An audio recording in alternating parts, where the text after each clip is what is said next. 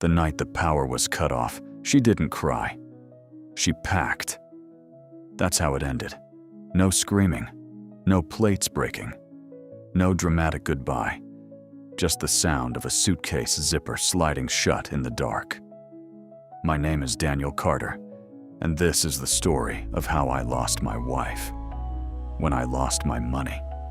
I met Emily Carter when I was 26 and convinced I was unstoppable. We were in Chicago. She worked at a marketing firm downtown. I was launching a construction supply company with 2 trucks and more confidence than cash. Emily had blonde hair that always fell perfectly over her shoulders. She walked like someone who believed life owed her something beautiful. And when she smiled at me that first night at a rooftop bar, I thought maybe that something beautiful was me. Back then, I wasn't broke. Not rich, but rising. I had contracts lined up, investors interested, people shaking my hand and saying, "Kid, you've got potential." Emily liked that word, potential.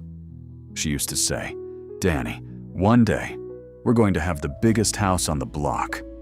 And I believed her. We got married 2 years later in a small ceremony by Lake Michigan. Nothing extravagant, but hopeful, very hopeful.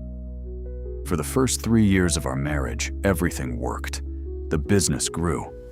We bought a modern 2-story home in the suburbs.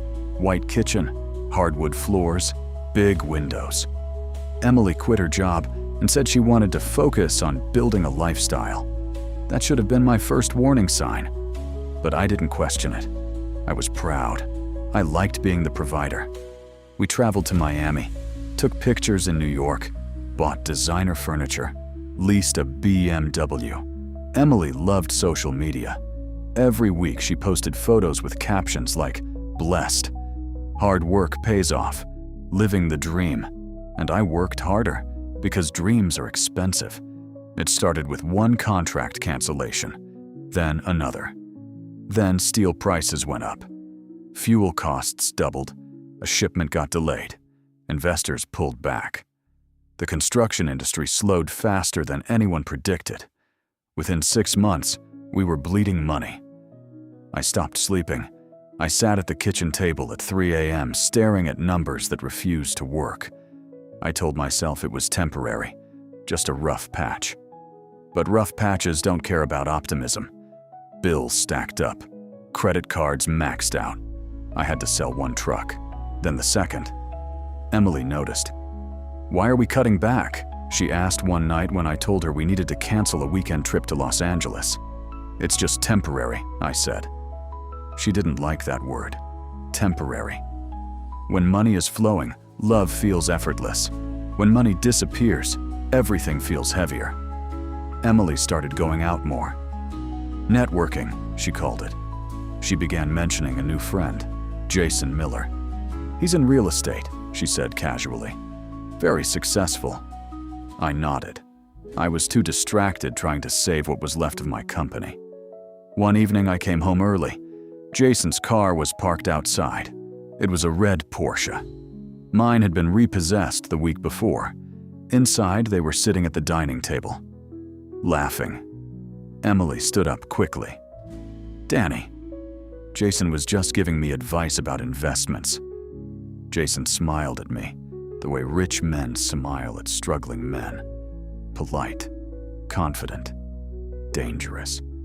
The electricity got cut off on a Thursday. I had called the utility company twice asking for an extension. They gave me one, but I couldn't make it work. The house went dark at 8:17 p.m. Emily stood in the living room staring at the ceiling. "This is embarrassing," she whispered. "I'm fixing it," I said. "How? With what money, Daniel?" It was the first time she said my full name like that. Not Danny. Daniel. That night we argued, not loudly, but coldly. She said she didn't sign up for this kind of life. I wanted to scream that neither did I. Instead, I said nothing. Around midnight, I heard the closet open, then the suitcase, then the zipper. I stood in the hallway watching. "Where are you going?" I asked. She didn't look at me. I can't live like this. Emily, we can rebuild. She paused. I don't want to rebuild. I want stability. Outside, headlights flashed through the window. Red Porsche. Jason didn't come inside. He didn't need to. She walked past me. No hug, no apology. Just perfume in the dark. The door closed. And just like that, 12 years of love ended in silence. The house felt bigger after she left. Colder. I sold it 3 months later, moved into a small one-bedroom apartment on the south side of the city. I got a job as a site supervisor for another construction company. Swallowed my pride. People who once called me boss now called me Dan. It hurt. But pain can either crush you or carve you. I chose carving. I worked, saved, learned. I stopped chasing appearances and started chasing skill. For 2 years, I rebuilt quietly. No social media, no fancy cars, just discipline. Chapter 7. The truth. One afternoon, I ran into an old mutual friend at a coffee shop. "How's Emily?" I asked carefully. He hesitated. "You didn't hear?" "Hear what?" "Jason filed for bankruptcy last year. Real estate crash. Lost everything." My heart didn't jump. It didn't celebrate. It just listened. "And Emily?" "They split. She moved to another state, I think." I nodded slowly. Funny how life works. She left because money disappeared. Then money disappeared again. But this time, she had no Daniel waiting in the dark hallway. Chapter 8. The return. 3 months later, my phone buzzed. Unknown number. "Hello?" Silence. Then, "Danny?" I hadn't heard that voice in almost 3 years. "Emily." "I heard you're doing well," she said softly. My new company had just secured a major contract. I had partnered with 2 investors. This time, I built carefully, slowly. "Yes," I said. "I am." "I made mistakes," she whispered. I looked out the window of my office, workers moving below, steel beams rising into the sky. "I hope you're okay," I said. "Do you think we could talk?" There it was. The question, the past knocking. I closed my eyes. I remembered the dark house, the suitcase, the red Porsche headlights. "No," I said calmly. "We already talked, the night the lights went out."